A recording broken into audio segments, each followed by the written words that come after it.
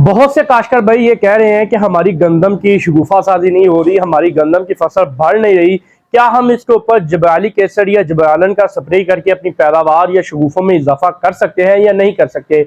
इसके हवाले से और भी बहुत से लोग कह रहे हैं कि आपको जबरालन का या जो हमारा जबराली केसर है इसका स्प्रे करना चाहिए, इसके आपके शगुफा साजी जो है वो बेहतर होगी। आज के इस वीडियो के अंदर मैं आपको इसके हवाले से चंद टेक्निकल पॉइंट बताऊंगा जिसको समझकर, जिसको देखकर आप खुद फैसला कर लेंगे क्या ये जबरालन जो है हमारी पैदावार में इजाफे का बाइस बनता है या हमारे शगुफों के अंदर इजाफे का बाइस बनता है या नहीं बनता।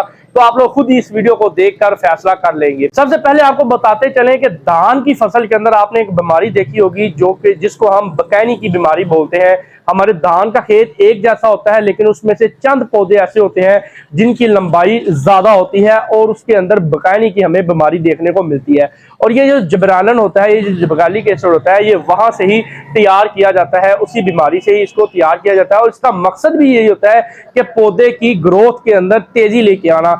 ये एक ग्रोथ हार्मोन होता है और जब आप इसकी स्प्रे अपनी फसल के ऊपर करते हैं तो ये उसकी ग्रोथ के अंदर इजाफा करता है, ना कि उसकी शगुफों के अंदर इजाफा करता है। अब जो टेक्निकल बात इसमें ये आ जाती है कि एक पौधा जो उसके अंदर गांठें मौजूद होती हैं ऊपर से और नीचे से, जहां से वो गांठों के साथ जुड़ा होता है उसको हम इंटरनोक जो है वो बोलते हैं, गांठें हम उसको बोलते हैं। और उसके दरमियान वाला जो हिस्सा होता है, जहां से एक यहाँ पे गांठ, एक यहाँ पे गांठ, और इसके जो दरमियान वाला हिस्सा होगा इसको हम इंटरनोक बोलते हैं, यानी कि गांठों का जुड़ा हुआ हिस्सा।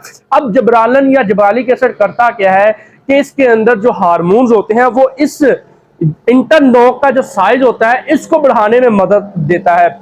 जो हमारी फसलें रुकी हुई होती हैं या हमारे जो चाराजात होते हैं उनके कद के अंदर इजाफा और उनके इंटरनोक के अंदर इजाफा करने के लिए हम लोग जबरालन का इस्तेमाल करते हैं। जब इंटरनोक की में इजाफा होगा जबरालन के इस्तेमाल की वजह से, तो यहां से आपको एक छोटी सी आंख नुमा जो है वो नजर आ रही होती है, जहां से एक नई शाख जो है वो बाहर को निकलती है, जिससे उसका झाड़ के अंदर, पौधे के झाड़ के अंदर इजाफा होता है। मगर इस केस के अंदर गंदम के अंदर ये नहीं होता। गंदम का जो झाड़ होता है वो नीचे के तने से, पौधे के तने से वो निकलना होता है। लेकिन जब आप जबरालन का या जबराली केसर का स्प्रे गंदम की फसल के ऊपर आप लोग करते हैं तो पौधे का जो गांठों के दरमियान वाला हिस्सा होता है, इंटरनोक का हिस्सा होता है, उसके अंदर इजाफा होता है, ना कि उसके शगुफों के अंदर इजाफा होता है।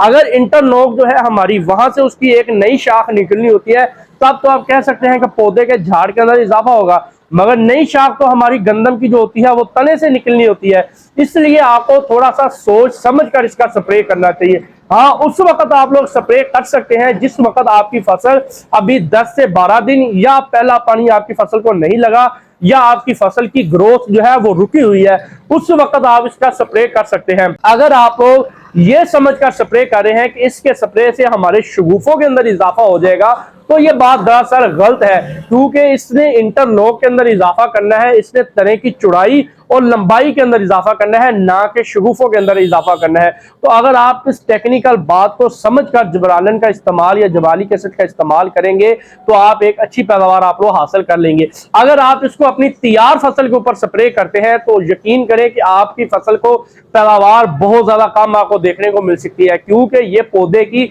जिंदगी के अंदर इजाफा करता है। पौधा जब बुढ़ापे की तरफ जाता है तब वो अपने दानों के अंदर, अपने बीज के अंदर बीज लगाता है, अपनी पैदावार लगाता है। अगर आप उसको, उसकी जिंदगी को ही लंबा कर देंगे तो वो जो है उसका ध्यान ग्रोथ की तरफ चला जाएगा, जिसकी वजह से हमारी पैदावार में हमें कमी देखने को मिलेगी। तो इस वजह से आप जब भी जबरालन का स्प्रे खास तौर पर गंदम की फसल के ऊपर कर रहे हो, आपने इन बातों को समझ कर करना है कि इसने हमारी गंदम की ग्रोथ के अंदर इजाफा करना है, ना कि शगुफों के अंदर इजाफा करना है। अगर आप ये बात समझकर इसका इस्तेमाल करते हैं तो आप इससे फायदा उठाएंगे। अगर आप ये बातें समझकर इसका इस्तेमाल नहीं करते तो आपको अपनी फसल से काफी ज्यादा नुकसान जो है वो देखने को मिल सकता है।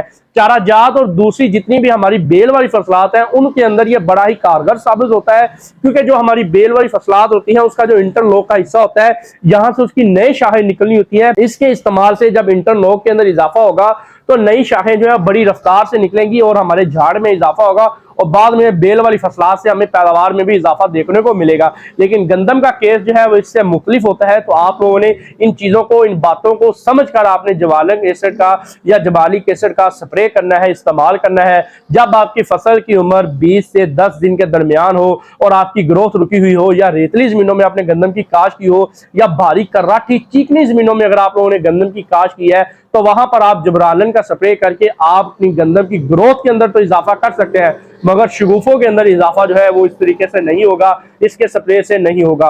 उम्मीद है नाज़रीन जिब्रालन के हवाले से, जिब्रालिक एसिड के हवाले से जो मालूमात आपको चाहिए थी वो इस वीडियो से मिल चुकी है। अगर फिर भी आपका कोई सवाल है तो नीचे कमेंट्स बॉक्स में पूछ सकते हैं, इंशाल्लाह बहुत जल्द वहां पर आपको उसका जवाब जो है वो दिया जाएगा।